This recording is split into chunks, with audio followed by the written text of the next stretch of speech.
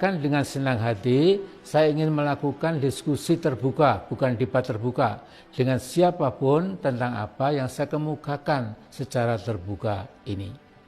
Kriminalisasi dan demonisasi dan persekusi terhadap para ulama yang beramar ma'ruf nahi mungkar telah menjadi rahasia umum. Tidak boleh seorang presiden terjebak pada mentalitas koncoisme. Assalamualaikum warahmatullahi wabarakatuh. Alhamdulillahirabbil alamin. Wassalatu wassalamu ala asyrafil mursalin wa ala alihi washabihi ajmain. Saudaraku sebangsa dan setanah air. Dalam hitungan hari, bangsa Indonesia akan merayakan Hari Kemerdekaan Bangsa Indonesia yang ke-75 kalinya, yakni Agustus 45 sampai Agustus 2020. Sudah seharusnya kita bangsa Indonesia melakukan kritik dan koreksi atas perjalanan bangsa yang telah kita lewati secara jujur, berani, dan seobjektif mungkin, agar kita mampu melihat masalah-masalah nasional apa saja yang perlu kita angkat ke permukaan secara apa adanya. Namun segera harus kita catat bahwa risalah singkat ini hanyalah mengemukakan puncak-puncak masalah. Tentu diperlukan sebuah buku tebal bila kita ingin menyajikan sebuah telaah yang relatif lengkap tentang kondisi bangsa Indonesia dewasa ini. Saya sadar tidak ada satu analisa atau gagasan mengenai apa saja yang tidak menimbulkan sikap pro dan kontra. Saya tentu siap menerima kritik, koreksi, dan bantahan serta masukan lain. Bahkan dengan senang hati, saya ingin melakukan diskusi terbuka, bukan debat terbuka, dengan siapapun tentang apa yang saya kemukakan secara terbuka ini. Demokrasi sejati selalu membuka lebar keran pertukaran gagasan supaya muncul pilihan-pilihan alternatif bagi seluruh anak bangsa. Pilihan yang bersifat pro bono publico, pilihan yang menguntungkan kepentingan orang banyak sepantasnya jadi pilihan kita. Sedangkan sebaliknya pilihan yang bersifat eksklusif untuk sekelompok kecil yang cenderung memangsa atau predatorik kepentingan bangsa atau kepentingan nasional, biarlah terlempar ke sampah sejarah. Saudaraku, saya lihat dan cermati bahwa dalam pergaulan antar bangsa, dewasa ini Indonesia yang kita cintai bersama semakin tidak bersinar, malahan menurun, semakin meredup. Kekuatan-kekuatan anti ketuhanan nampak semakin beringas dan berani.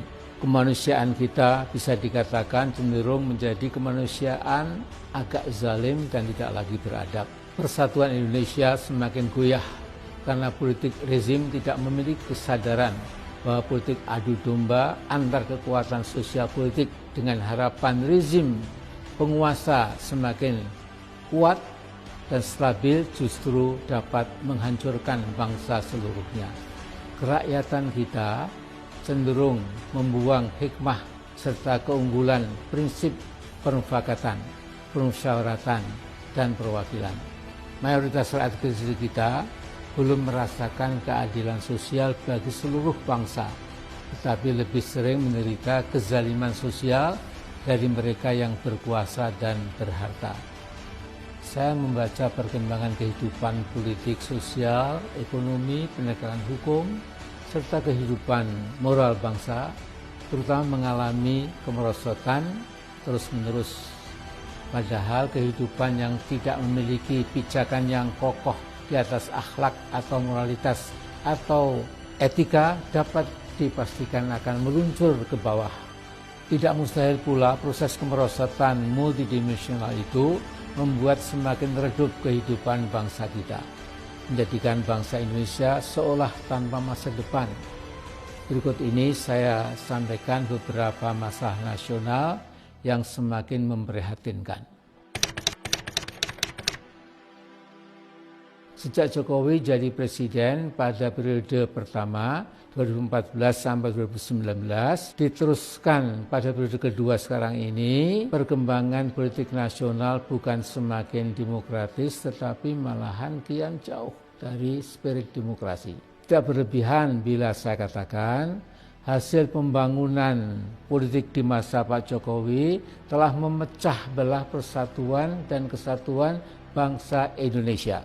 Kecurigaan dan ketakutannya terhadap umat Islam yang bersikap kritis dan korektif terhadap rezim begitu jelas kita rasakan. Kriminalisasi dan demonisasi dan persekusi terhadap para ulama yang beramar ma'ruf nahi mungkar telah menjadi rahasia umum. Saudaraku, sebagai presiden seharusnya Pak Jokowi berpikir, bekerja, dan terus berusaha supaya tidak jadi pemimpin partisan, membela sekitar separuh anak bangsa, tetapi menjauhi bahkan kelihatan memusuhi sekitar separuh anak bangsa yang lain. Politik partisan semacam ini tidak bisa tidak cepat atau lambat membelah bangsa Indonesia. Tidak boleh seorang presiden terjebak pada mentalitas koncoisme. Sekeping contoh bisa saya kemukakan. Tatkala jutaan umat Islam berunjuk rasa secara damai, tertib, bersih, dan bertanggung jawab pada tanggal 4 November 2016, 3 orang utusan mereka ingin bertemu dengan Pak Jokowi. Tapi ditunggu dari pagi sampai larut senja, Pak Jokowi di hari itu seharian meninggalkan istana.